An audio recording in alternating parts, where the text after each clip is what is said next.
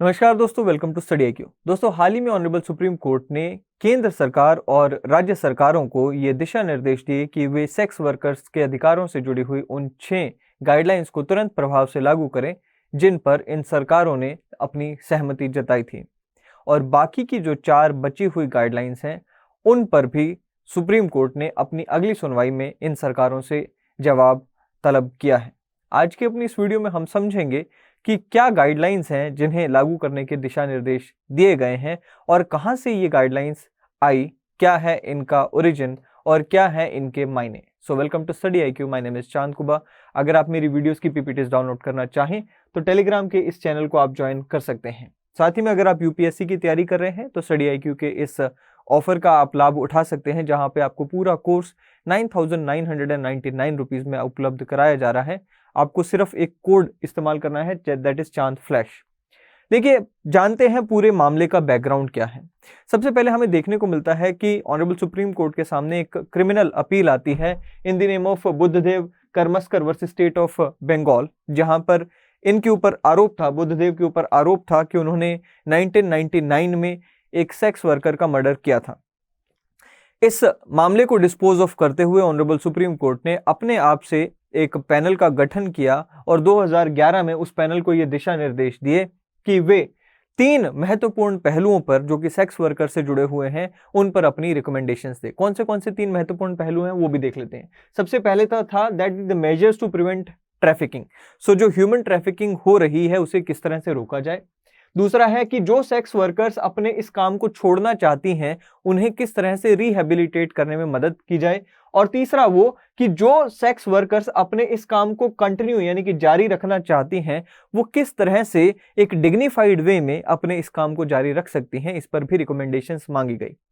इस पैनल ने अपनी रिकमेंडेशंस 2016 में सितंबर में सुप्रीम कोर्ट के सामने रखी, जिस पर सरकार से जवाब मांगा गया। सरकार की तरफ से जवाब आया कि वे इन सभी रिकमेंडेशंस पर गौर कर रहे हैं और इन रिकमेंडेशंस को एक कानून की शक्ल देना चाहते हैं। बाद में आज का समय आ चुका है, यानी कि 2022 तक आ चुका है और अब तक वो कानून नहीं आया है जो कि सरकार ने कहा था कि लाया जाएगा। थक हार कर ऑनरेबल सुप्रीम कोर्ट ने आर्टिकल 142 में निहित अपनी विशेष अधिकारों का, अपनी विशेष पावर्स का इस्तेमाल करते हुए इन सरकारों को ये दिशा निर्देश दिए कि वे इस पैनल की दी गई 10 में से 6 ऐसी गाइडलाइंस जिन पर इन सभी सरकारों ने अपनी सहमति जताई थी उनको लागू किया जाए।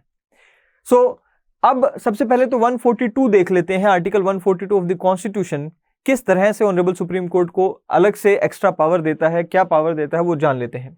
देखिए, इसको हम पहले भी डिटेल में डिस्कस कर चुके हैं। तो यहां पर हमें देखने को मिलता है कि the supreme court in the exercise of its jurisdiction may pass such decree or make such order as is necessary for doing complete justice। तो ऑनरेबल सुप्रीम कोर्ट को यहां पर पहली बात तो कहा गया कि भाई ऑनरेबल सुप्रीम कोर्ट के समक्ष अगर कोई मामला आता है और उन्हें लगता है कि कंप्लीट जस्टिस करने के लिए, पूर्ण न्याय करने के लिए किसी भी तरह की कोई जजमेंट या डिक्री जरूरी है, तो ऑनरेबल सुप्रीम कोर्ट को यह करने की जो पावर है वो यहां पर 142 में दे दी गई।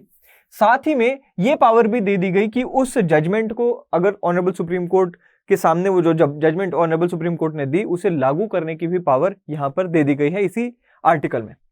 अब इसके अलावा क्या ये अकेली गाइडलाइंस ही हैं जो इस पूरे मामले से डील करती हैं या कोई और भी कानून है? तो हमें देखने को मिलता है कि एक और कानून है, that is immoral trafficking prevention act ITPA 1986। ये कानून भी इस पूरे मामले से डील करता है।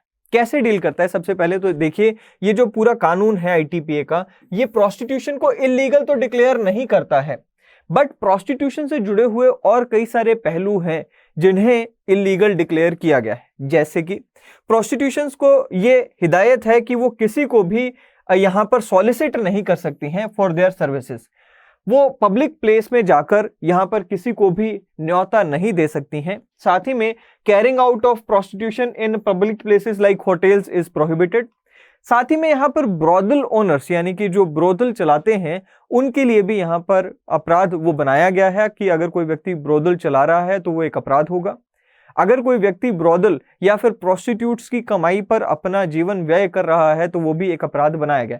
सो प्रोस्टिट्यूशन से जुड़े हुए जो पहलू हैं उन्हें तो यहां पर इलीगल डिक्लेयर कर दिया गया, लेकिन prostitution itself is not declared illegal in this act. So इसके अलावा भी हमें देखने को मिलता है कि ऑनरेबल हाई कोर्ट्स ने भी, अलग अलग हाई कोर्ट्स ने भी प्रोस्टिट्यूशन से जुड़ी हुई कई सारी जजमेंट दी गई हैं। क्या क्या इन जजमेंट्स में कहा गया, कुछ विशेष जजमेंट्स हम देखते हैं। बॉम्बे हाई कोर्ट ने रिसेंटली थोड़ा टाइम पहले एक जजमेंट दी थी that there is no provision under the law which makes prostitution per se as a criminal offense or punishes the person because he indulges in prostitution. So ये भी यहाँ पे बॉम्बे हाई कोर्ट भी इस चीज को क्लियर कर चुका है। What is punishable under the act is a sexual exploitation or abuse of a person for commercial purposes and to earn the bread thereby. So यहाँ पर क्लियर किया जा चुका है कि prostitution by itself is not an offense. हाँ, अगर आप किसी महिला को prostitution में धकेल कर उससे कमाई करवा रहे हो तो वो एक ऑफेंस है। कैलकाटा हाई कोर्ट ने भी यहां पे स्पष्ट किया था that no sex worker exploited for commercial sex shall be held as an accused in the course of investigation under the immoral trafficking prevention act.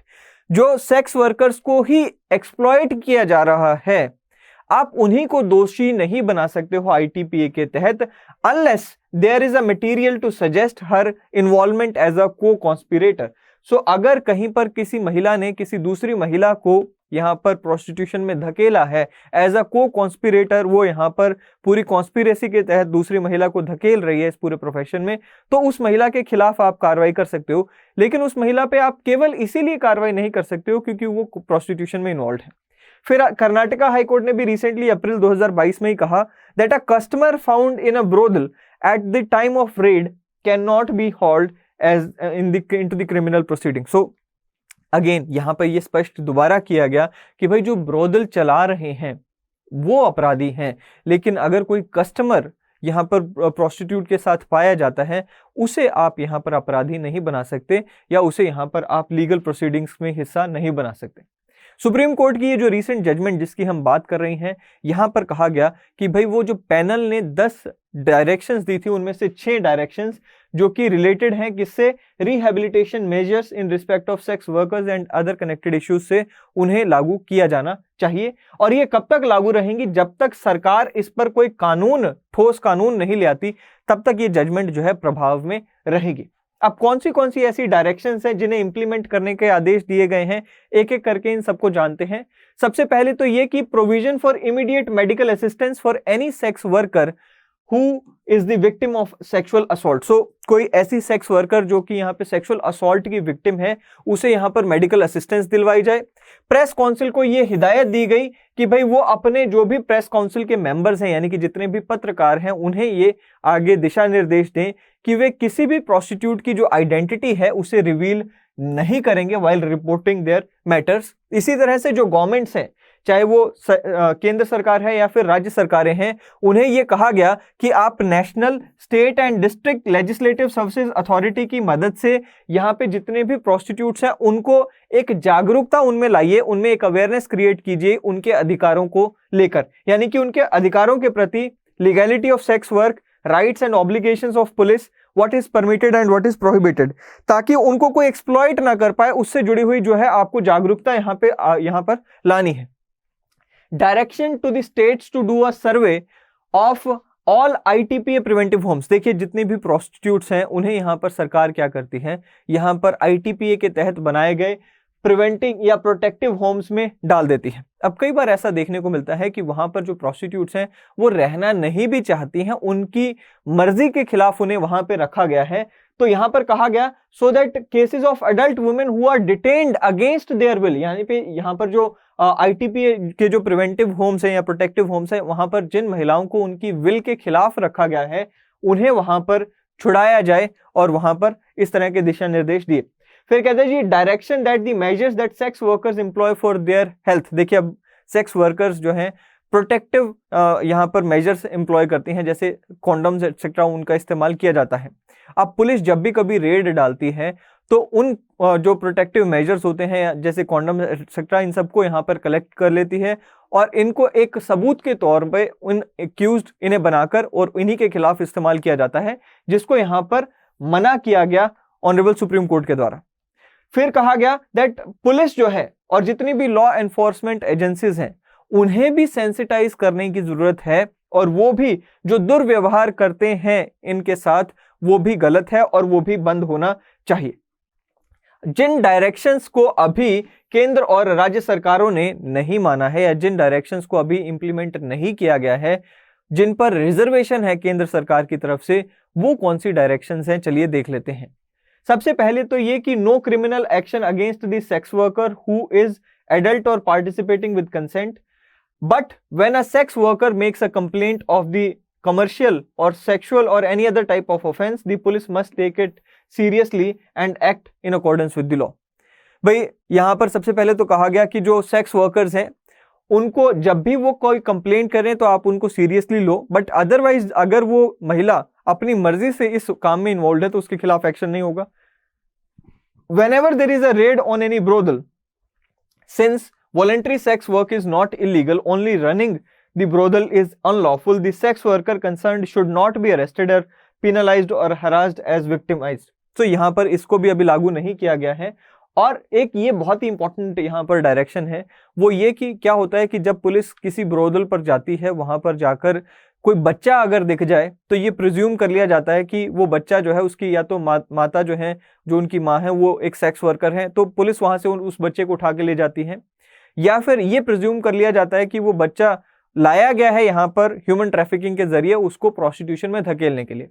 उससे जुड़ी हुई ये जो गाइडलाइन है उसमें कहा गया कि no child of a sex worker should be separated from the mother merely on the ground that she is in sex trade. So आप उस बच्चे को अपनी मां से जुदा नहीं कर सकते क्योंकि वो सेक्स ट्रेड में है। और अगर यहाँ पर कोई बच्चा पाया जाता है, उसकी माँ वो कहती है कि ये मेरा बच्चा है, पुलिस अगर ये मानने को तैयार नहीं है, अगर पुलिस को शक है कि वो उसका बच्चा नहीं है, तो आप यहाँ पर मेडिकल टेस्ट के जरिए ये डिटरमाइन कीजिए कि वाकई में वो उसका बच्चा है कि नहीं। और आखिरी में है role of sex worker in decision making process.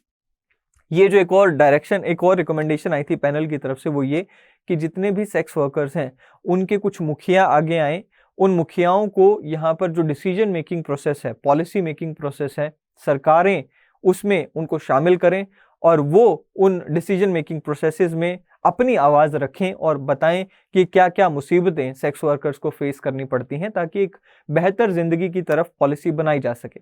ये 4 ऐसी रिकमेंडेशंस हैं जिन पर अभी जो सरकार है उनकी तरफ से रिजर्वेशन है और अभी इनको लागू नहीं किया गया है। देखने वाली बात होगी कि क्या इनको लागू किया जाता है। अगली सुनवाई जल्द ही है सुप्रीम कोर्ट में इस पूरे मामले पर, और वहां पे पता चलेगा कि इनको लागू किया जाता है या नहीं।